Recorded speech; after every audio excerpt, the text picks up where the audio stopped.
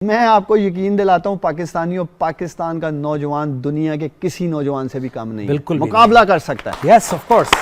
सिर्फ इन नौजवानों को ज़रूरत है हुकूमती सतह पर सरपरस्ती की। माशाल्लाह हमारे नौजवान फुटबॉल खेलने वाले हैं, जो बलूचिस्तान के पसमानदा इलाकों में फ़ुटबॉल खेलने वाले हैं, इनको सरकारी सतह पर सरपरस्ती मिले। मैं आपको यकीन दिलाता हूँ कि ये आलमी फ़ुटबॉलर बन सकते हैं। कामयाब जवान से हम किसी ऐसे इनिशिएटिव या प्रोग्राम को ना शुरू कर रहे हैं, ना हमारा इरादा है जिसमें हम नौजवान को एंड टू एंड सोल्यूशन ना दे सकें, जिसको हम एंड तक उसकी हैंड होल्डिंग ना करें। अगर हमने 12 स्पोर्ट्स पिक किए हैं तो क्रिकेट में लाहौर कलंदर के साथ मिलकर हमने टैलेंट हंट ड्राइव किया। माशाल्लाह आपने देखा लाहौर कलंदर जीता भी है। फिर एक प्लेयर जो उन्होंने पिक किया टैलेंट हंट से, वो लाहौर कलंदर के स्क्वाड में खेल रहा था, उसका हिस्सा था।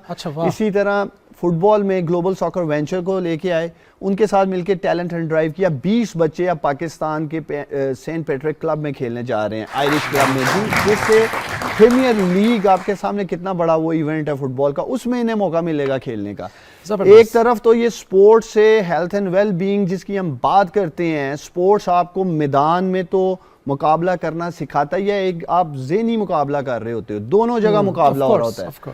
पाकिस्तान की सबसे बड़ी इनोवेशन लीग होने जा रही है।